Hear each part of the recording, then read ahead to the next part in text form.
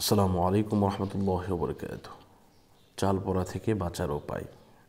আপনি ভুলবশত বা শয়তানের ধোঁকায় পড়ে আপনি চুরি করে ফেলেছেন। এই চুরির হাত থেকে আপনি কীভাবে বাঁচবেন, এটা একটি ইম্পর্ট্যান্ট বিষয়। এই চাল পড়া যদি আপনাকে খাওয়িয়ে দেয়, অবশ্যই আপনার গলা দিয়ে নাক দিয়ে রক্ত বের হবে, জিহ্বা উল্টে যাবে, চাল আপনি চিবাতে পারবেন না। একটি আপনি যেই জিনিস চুরি করেছেন এর চাইতে মান সম্মান বেশি চলে যায়, এটা হয় আর কি। তো এই জন্য এটা থেকে আপনি কিভাবে রক্ষা পাবেন, কীভাবে বাঁচবেন, সে ব্যাপারে আপনাদেরকে বলবো ইনশাআল্লাহ। তো আমি আপনাদেরকে প্রথমে যে কথাটা বলতে চাই তা হচ্ছে, আপনাকে প্রথমেই দৃঢ়তার সহিত তওবা করতে হবে যে আল্লাহ পাক রব্বুল আলামিন, আমি যে কাজ করেছি, যে ভুল কাজ করেছি, এটা থেকে আমি তওবা করছি, আমাকে ক্ষমা করে দিন। এরপর তদবির করাতে হবে। আপনি তো তওবা করলেন, কিন্তু হুজুর তো তদবির করে ফেলবে, কিন্তু হুজুর তো আর জানবে না যে আপনি তওবা করছেন। তো এই জন্য আপনাকে কী করতে হবে, তদবির করাতে হবে। ইনশাআল্লাহ আমার নাম্বারে যোগাযোগ করবেন। 100%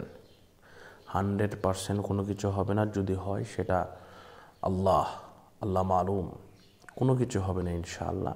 আমার এই নাম্বারে যোগাযোগ করবেন 016-430-63744।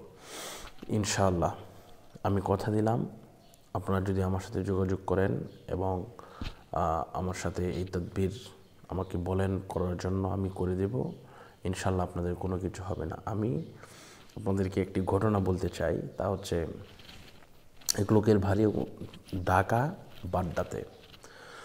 তো উনি ওনার বউয়ের জিনিসপত্র চুরি করে নিয়ে বিক্রি করে দিছে।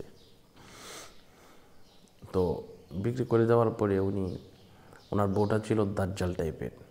তো উনি বললেন, হুজুর এই অবস্থা, ব্যবসাতে লস খাইছি, আমার টাকা পয়সা সব নিয়ে গয়না কিনেছে, এখন আমি টাকা চাচ্ছি বা গয়না কিছু বিক্রি করার জন্য বলতেছি, পরবর্তীতে এটা কিনে দেব, মানতেছে না। উনি করলেন, চাল পোড়া নিয়ে আসার জন্য হুজুর নিয়ে আসলেন। তো আলহামদুলিল্লাহ আমি পড়িয়ে দিলাম, আলহামদুলিল্লাহ উনি বেঁচে গেলেন, কোনো কিছুই হয় নাই আলহামদুলিল্লাহ। তো বিষয়টা হচ্ছে, এটি আকীদার ব্যাপার। এই আকীদাটা রাখতে হবে যে হুজুর হচ্ছে ওসিলা, বাঁচানোর মালিক হচ্ছে আল্লাহ। যেহেতু আল্লাহ পাক বলেছেন ফাল্লাহু খায়রুন হাফিজাও ওয়া হুয়া আরহামুর রাহিমিন। আমি আবারও বলছি, ফাল্লাহু খায়রুন হাফিজাও ওয়া হুয়া আরহামুর রাহিমিন।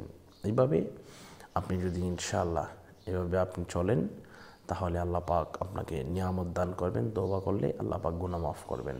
যেহেতু আল্লাহ পাক বলেছেন ইল্লা মান তাবা ওয়া আমানা ওয়া আমিলা আমালান সালিহা ফাউলাইকা ইউবাদদিলুল্লাহু সাইয়্যাতিহিম হাসানাত ওয়া কানাল্লাহু গফুরুর রহিমা। আজকের মতো বিদায় নিচ্ছি। আসসালামু আলাইকুম ওয়া রাহমাতুল্লাহি ওয়া বারাকাতুহু।